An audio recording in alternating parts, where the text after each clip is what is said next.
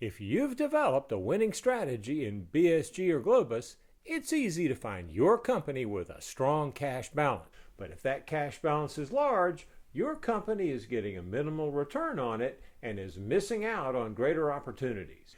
You owe it to your shareholders to put those cash balances to good use. And you also owe it to your GPA to push your company up in the rankings. Here's how to do both.